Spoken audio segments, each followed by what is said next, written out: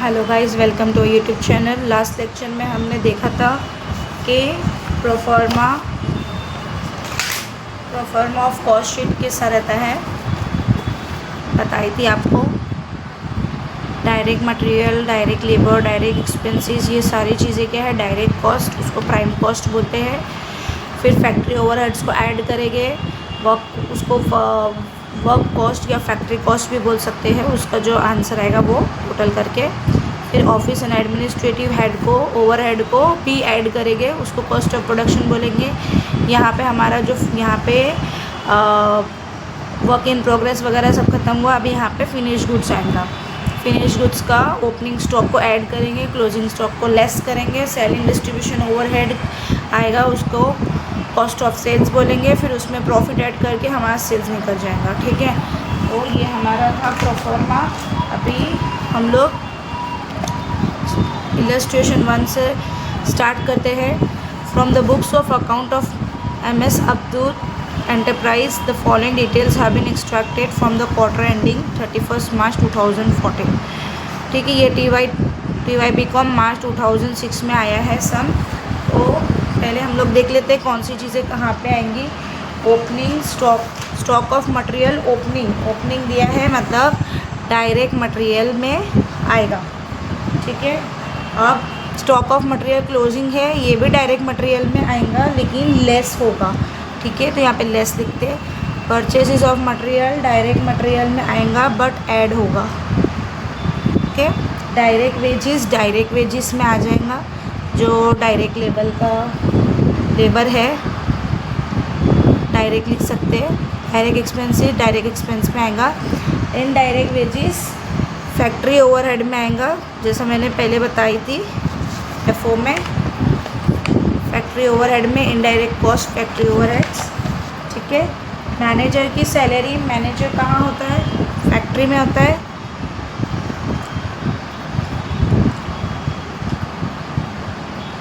Salaries to administrative staff, administrative यानी OA office administrative, carriage inward DM में direct material में add हो जाएगा।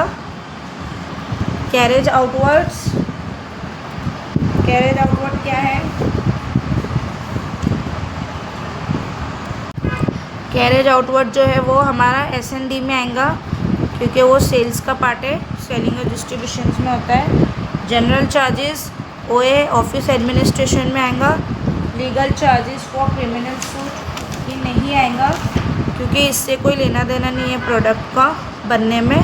क्रिमिनल सूट है, मतलब क्रिमिनल केस फाइल हुआ है, तो ये नहीं आएगा, ठीक है। सेल्स के ऊपर कमीशन यानी SD, selling and distribution. Fuel कहाँ यूज़ होता है, फैक्ट्री में, तो फैक्ट्री ओवरहेड्स। इलेक्ट्रिसिटी चार्जेस बोल के दिया है फैक्ट्री, तो फैक्ट्री ओवरहेड्स। डायरेक्टर की फ़ीस, डायरेक्टर कहाँ होता है, ऑफिस में, office administration. Repairs to plant and machinery, वहाँ वो कहाँ पे होता है, रिपेयर्स प्लांट एंड मशीनरी कहाँ पे होता है, फैक्ट्री में। यहाँ पे rent rates and taxes factory का बोल के दिया है, तो FO में आएगा। यहाँ पे ऑफिस का बोल के दिया है, तो ऑफिस में आएगा। डेप्रिसिएशन है तो FO में आएगा, क्योंकि प्लांट एंड मशीनरी फैक्ट्री का पार्ट है। फर्नीचर ऑफिस में होता है, उसका डेप्रिसिएशन तो OA में आएगा। सेल्समैन की जो सैलरी होती है वो सेल्स करने में होती है, सेल्समैन सेल करता है सामान, तो वो SD में आएगा।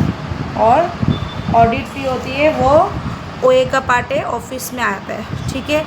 यहाँ पे हमने पूरा लिख दिए कि कौन सी चीज़ कहाँ पे आएंगी। आपको एग्ज़ाम में भी इसी तरह करना है, ताकि हमारा लिखा हुआ रहेगा तो आंसर लिखने में आसानी होगी सॉल्यूशन में, ठीक है। अब यहाँ पे बोल के दिया है कि जो मैनेजर का टाइम है, manager time is shared between the factory and the office in the ratio of 20:80। Managers किधर है, मैनेजर यहाँ पे मैनेजर सैलरी है, ठीक है। लेकिन यहाँ पे क्या है, बोल के दिया है मैनेजर की सैलरी, यहाँ पे बोल के दिया है कि FO में नहीं जाएगी पूरी, OA में भी जाएगी, ठीक है। यहाँ पे बोल के दिया है फैक्ट्री और ऑफिस में मैनेजर की सैलरी नहीं, मैनेजर का जो टाइम है, उसने जो काम करा है, उसकी जो सैलरी मिल रही है, तो उसने इतना टाइम फैक्ट्री में दिया है और इतना टाइम ऑफिस में दिया है, ठीक है। तो उसका रेशियो में देना है, यानी एफ जो है वो 20 रेशियो में देना है और ऑफिस जो है वो 80 रेशियो में देना है, 20:80 का करना है। ओके।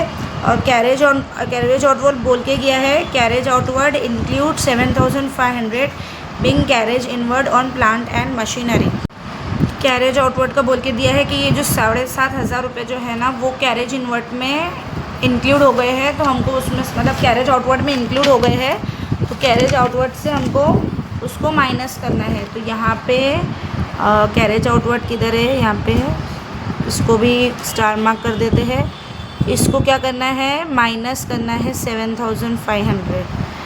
और इसके एडजस्टमेंट में ज़रूरी नहीं है फाइनल अकाउंट की तरह कि 2 एंट्री आएंगी, एक ही एंट्री करनी है। और जो सेलिंग प्राइस दिया है, बोल के दिया है कि 120% ऑफ कॉस्ट प्राइस है, ये मैं आपको आंसर में बताऊंगी, ठीक है। कॉस्ट शीट प्रिपेयर करना है क्वार्टर एंडिंग का बोल के दिया, और असर्टेन सेल्स यानी सेल्स निकालना है, ठीक है। स्टार्ट करते हैं। आपको इस तरह का फॉर्मेट रेडी रखना है, रेडी करके रखना है।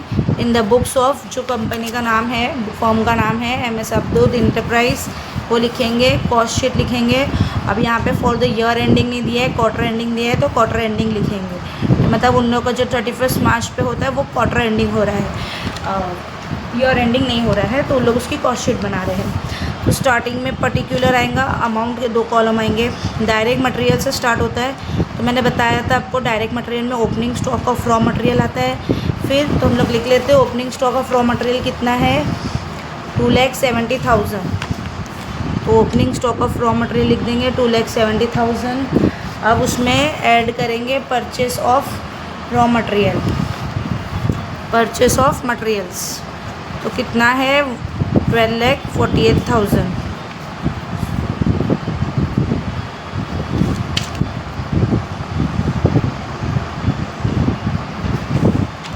ठीक है, 12,48,000 हो गया। ये क्या है हमारा परचेज ऑफ रॉ मटेरियल। अब और कुछ परचेस ऐड करना है क्या डीएम में, डीएम में ये हो गया हमारा, ये लिख दिए, परचेस लिख दिए।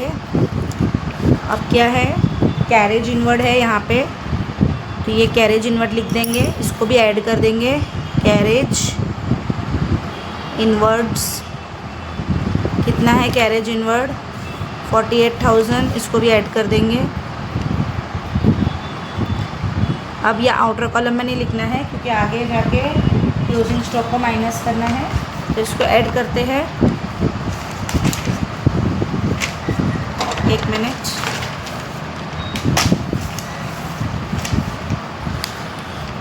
$2,70,000 प्लस 12,48,000 प्लस 48,000, 15,66,000। तो ये हमारा क्या आया, 15,66,000। अभी आया नहीं है, अभी क्लोजिंग स्टॉक को क्या करेंगे, हमेशा से क्लोजिंग स्टॉक को लेस करेंगे। ये क्लोजिंग स्टॉक किसका है, रॉ मटेरियल का, ठीक है। Direct material means raw material. Closing stock of raw material कितना है, यहाँ पे दिया है क्लोजिंग, ये लिख देंगे 3 लाख। तो 3 लाख माइनस कर देंगे, माइनस 3 लाख, 12,66,000 क्या आ जाएगा हमारा, प्राइम कॉस्ट नहीं, डायरेक्ट मटेरियल आएगा, तो इसको इसी इधर लिखेंगे 12,66,000।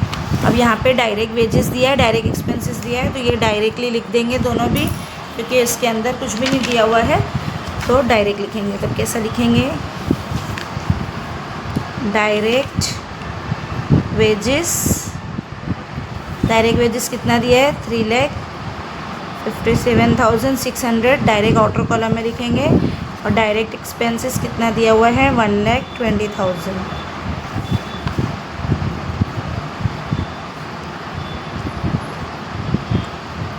ठीक है, ये हमारा प्राइम कॉस्ट मिल जाएगा। तो इतना हम लोग ऐड कर लेंगे, 12,66,000 प्लस 3,57,600 प्लस 1,20,000। आंसर आया 17,43,600। ये क्या मिल गया? Prime cost. ये हमारा क्या आ गया? Prime cost. ठीक है, अब प्राइम कॉस्ट में ऐड क्या करते हैं? फैक्ट्री ओवरहेड को ऐड करेंगे। तो फैक्ट्री ओवरहेड के अंदर जो भी है उसको ऐड करेंगे। फैक्ट्री ओवरहेड में क्या आएगा?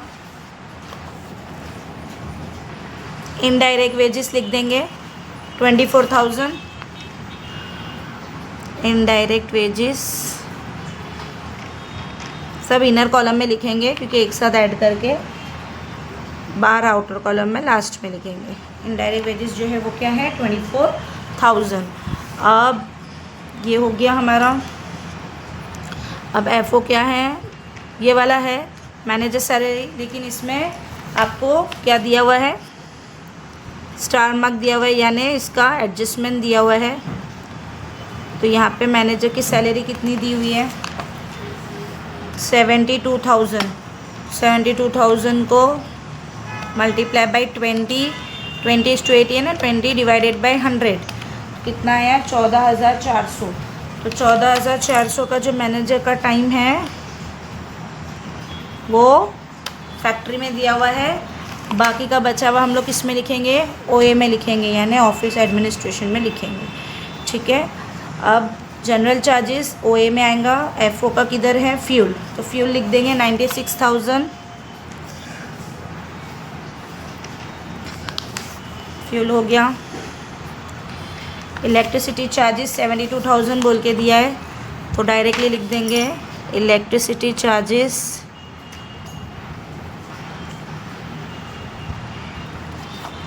72,000।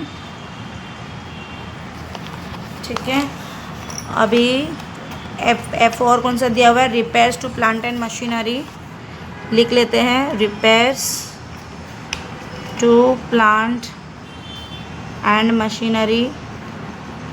फर्स्ट वीडियो थोड़ा लेंदी होगा क्योंकि आपको स्लोली समझाऊंगी। 63,000 है। आप लोग थोड़ा फास्ट फॉरवर्ड करके देख सकते हैं। इलेक्ट्रिसिटी चार्जेस लिख दिया है मैंने और रिपेयर्स लिख दिए है। अब ये वाला फैक्ट्री वाला रिपेयर्स भी रेंट टैक्सेस लिखेंगे। रेंट रेट्स एंड टैक्सेस कितना बोल के दिया है? 18,000 लिखेंगे। ठीक है, अभी एफओ दिया है depreciation on plant and machinery, तो ये भी लिख देंगे directly. Depreciation on plant and machinery 45,000। देखिए मैं टिक इसलिए कर रही हूँ ना, ताकि ना हम कोई पॉइंट भूल नहीं जाए, एक बार चेक करने में तो आसानी रहेगी। हाँ, ये हमने लिख लिए है करके। और मैंने ये मैनेजर सैलरी को अभी तक नहीं किया है क्योंकि ओए का बाकी है, नहीं तो हम भूल जाएंगे तो हमारा आंसर रॉन्ग आ जाएगा। अभी एफओ देखते हैं, हो गया। ठीक है, अब एफओ हो गया। अब ये सारी चीज़ों को क्या करेंगे हम लोग? इसको ऐड कर देंगे। ठीक है, तो इसको ऐड करने के लिए 24,000 plus 14,400 plus 96,000 plus 72,000 plus 63,000 plus 18,000 plus 45,000 equal to 3,32,400। ये हमारा फैक्ट्री ओवरहेड्स। ठीक है, 3,32,400।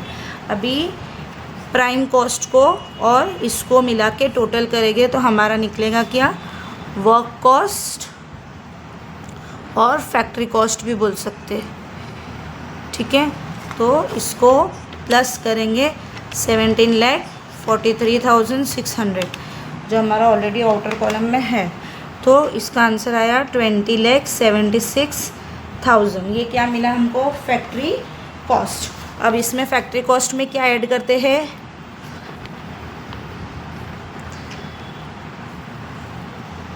Office overheads.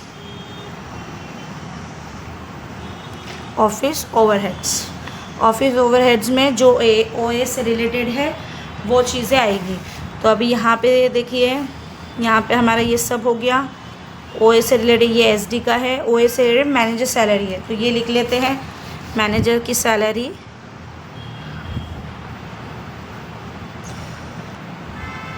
अब यहाँ पे 80 का है, तो हम आप लोग इस तरह भी कर सकते हो, दो तरीके हैं।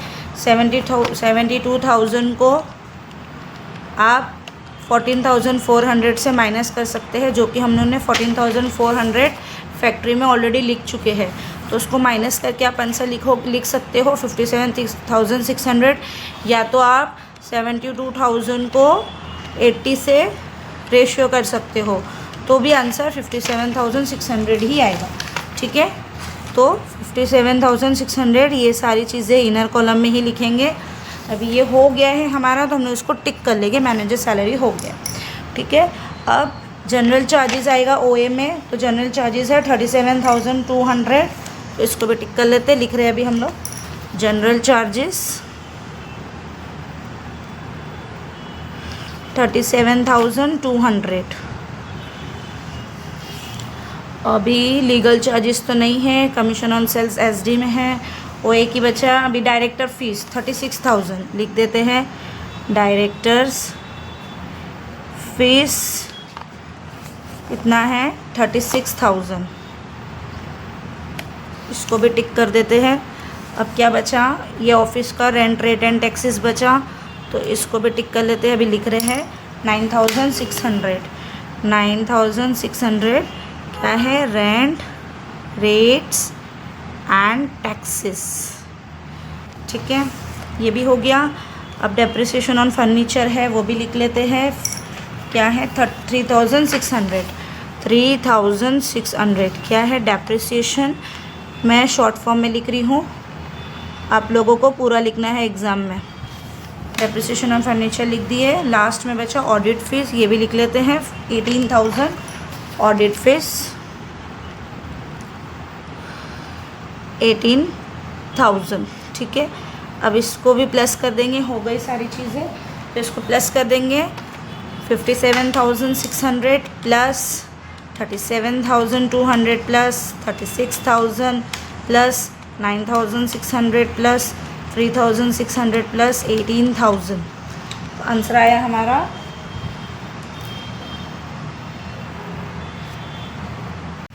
देखिए गाइज, इसमें हमने एक चीज़ भूल गए हैं, सैलरीज टू एडमिनिस्ट्रेटिव स्टाफ, वो भी लिखना भूल गए हैं। तो ये एक और चीज़ आएंगी, सैलरी टू एडमिनिस्ट्रेटिव स्टाफ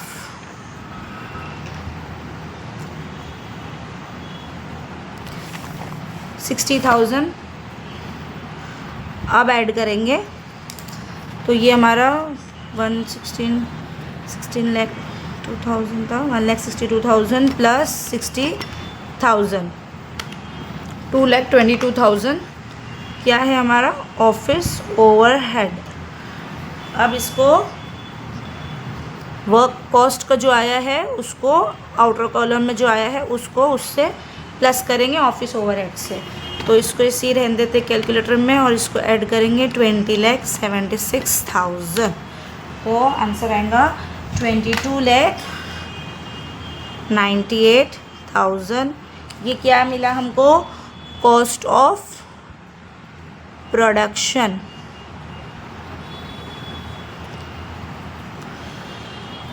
तो हमें क्या मिल गया, कॉस्ट ऑफ प्रोडक्शन मिल गया।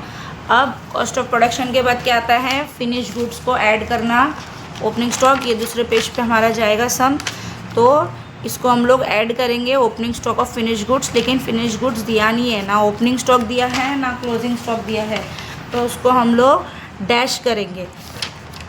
तो ये हमारा आंसर आया था 22,98,000, तो उसको ऐड करें तो उतना ही आ गया, मतलब कुछ नहीं करे तो उतना ही आ गया, फिर क्लोजिंग स्टॉक भी माइनस नहीं हुआ तो भी उतना ही आ गया। तो ये हमको क्या मिला, COGS, cost of goods sold. ठीक है, कॉस्ट ऑफ गुड्स सोल्ड मिल गया हमको। अब कॉस्ट ऑफ गुड्स सोल्ड के बाद क्या करते हैं, ऐड करते हैं सेलिंग एंड डिस्ट्रीब्यूशन ओवरहेड। तो जितने भी S&D की चीज़ें हैं वो इसमें इनर कॉलम में लिख के ऐड कर देंगे।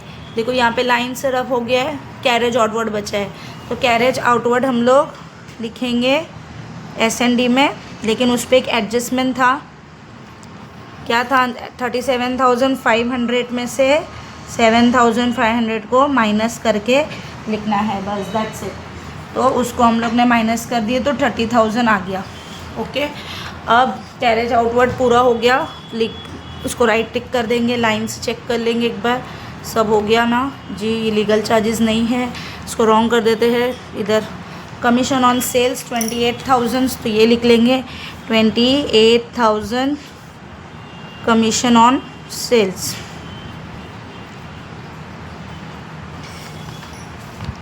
ये लिख लिए हैं, इसको राइट कर देते हैं। अब इलेक्ट्रिसिटी हो गया, FO हो गया, FO सेल्स हो गया, यहाँ पे हो गया सेल्समैन सैलरी 50,000, सेल्समैन सैलरी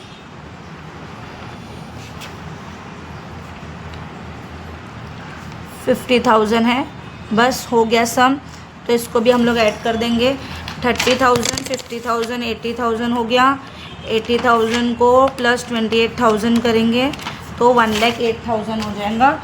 1,08,000 क्या है हमारा, सेलिंग एंड डिस्ट्रीब्यूशन ओवरहेड्स, उसको प्लस 22,98,000 को प्लस करेंगे तो 24,06,000 आ जाएगा। क्या आएगा, 24,06,000।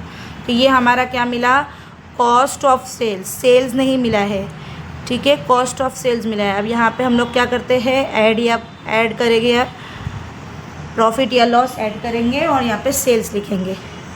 अब बहुत इम्पॉर्टेंट पॉइंट है, आप लोग ध्यान से देखिए, ठीक है।